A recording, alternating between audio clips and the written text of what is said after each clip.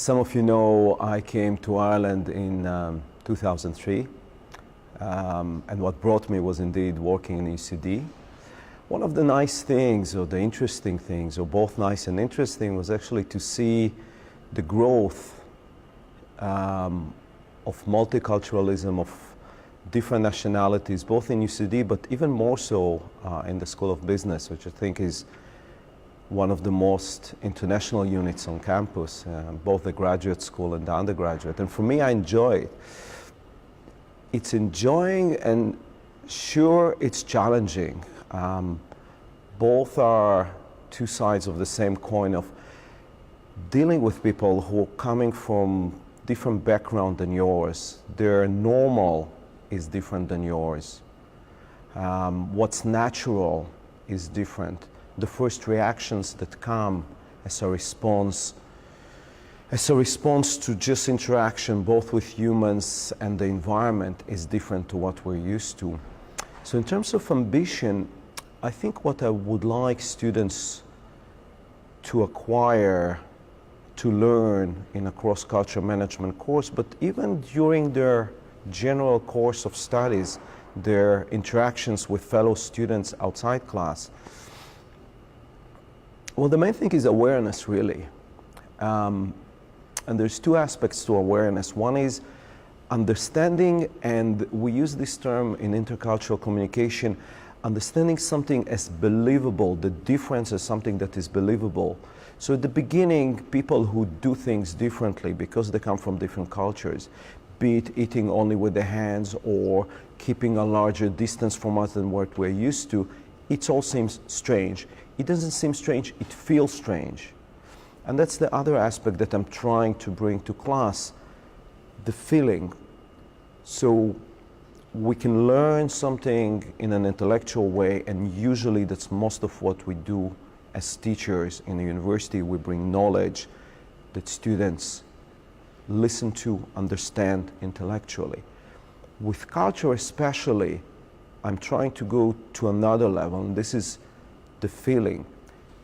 Anything we experience emotionally, we feel in our body. And when we experience something that is really weird for us, somebody standing too close to us, for example, we react. We don't always notice that we react, but there's a lot of information there. This is where awareness comes in. So being aware how you react to something that is fundamentally different than what you grew up with. Noticing, do you reject? Are you uncomfortable with that? And then just noticing the reaction and learning from that. So one is awareness of others.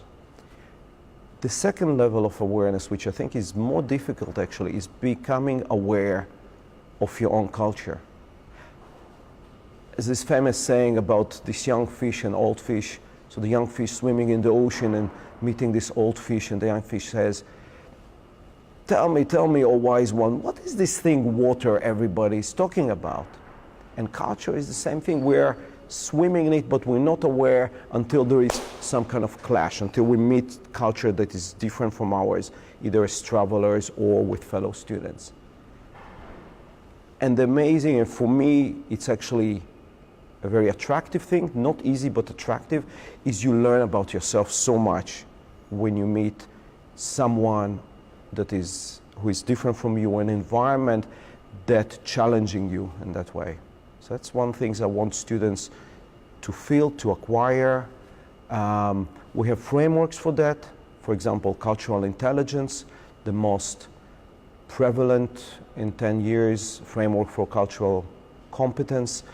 We have 4 dimensions there. One is the cognitive cultural intelligence. This is about acquiring information, knowing about different religions, knowing about marriage customs, etc. It's the easiest to acquire in a university. Then we have the metacognitive dimension. The metacognitive is about awareness.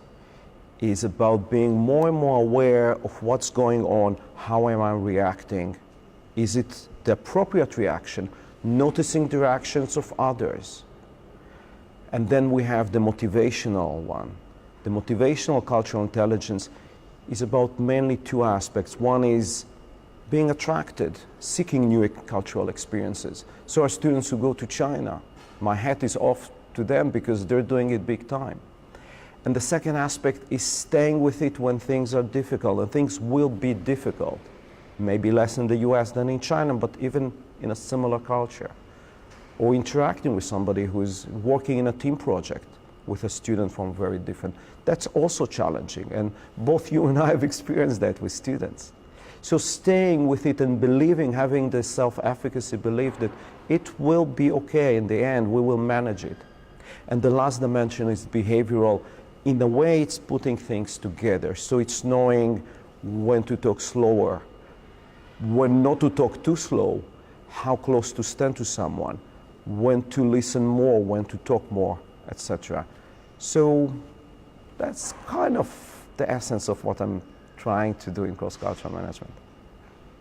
Thanks very much. I've had some students talk about the reality of being here as an international student, and for example, we've 50 different nationalities in our student population in the College of Business, but we certainly know we have some countries where we have a number of students, for instance China or India, and I've had students say at times they find it easier to stay in their cultural group and get work done that way, and they've also experienced sometimes a bit harder to break into the Irish groups.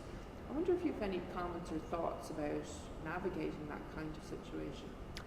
Yes, one of the, again, fascinating and challenging aspects, two sides of the same coin of cross-cultural encounters, is dealing with something that is not comfortable. There is no way to become culturally competent without exiting from your zone of comfort. It's your choice as a learner. I'm not even saying student, because I keep going through that. I've been to several dozen countries, I've lived in few, but I still encounter that in other countries. I'm much more confident I can overcome this discomfort, but I still encounter discomfort. And it's this kind of saying, it's discomfort, but it's not bad for me. But there has to be a readiness to deal with discomfort. By definition, if you are encountering people, working with people who's normal, and what is normal? Normal comes from norm. What is a norm? This is something, unwritten rule of a sort that we grew up from several months old of knowing how to approach things. And we deal with somebody who had a very different experience throughout their 17, 18, 19, 20 years of life. And their norms are different. So they want to be good team members, I want to be a good team member, but we have different ways of thinking what is a good team member. Some of the cultures, more typically Northeast Asian ones, good team membership is about listening and contributing what you're told to. Other cultures, more Central European ones, it's about being more dominant and active. What happens when these two cultures meet each other? So there is a bit of a clash of cultures. Now, I think the business school is a great opportunity to take it as a safe lab. This is a learning environment, not just in class. Class is just a small part of what you do here as a learner, not just a student. I cannot tell people go and interact with people from other cultures. That's not my role. I can say if you do that, you will be uncomfortable, but there will be a really rich world opening to you. And about the closed groups, it's almost universal, and it's not just Irish. So I read reflective essays of students and comes up there. And both things come up. A, that yes, it's difficult to break into the Irish culture. And then I read about others. Say, well, actually second semester, things got really better. And I realized once I started going out and seeing, and especially it's about also interacting socially. We know from cultural intelligence studies that one of the things that increases cultural comfort and competence is interacting with the other nationalities outside work or studies. Thank you very much, Jake. And you mentioned yourself that you've lived and worked in several countries. Have there been any sort of tips or learning experiences from that experience? Be curious, find a local friend. If you want to be adventurous and you're not otherwise in a committed relationship, try a relationship with a local person that teaches you a lot. The intimacy of interacting with a close friend or girlfriend or boyfriend or whatever just challenges you to much more. So it provides an even a higher stakes learning laboratory.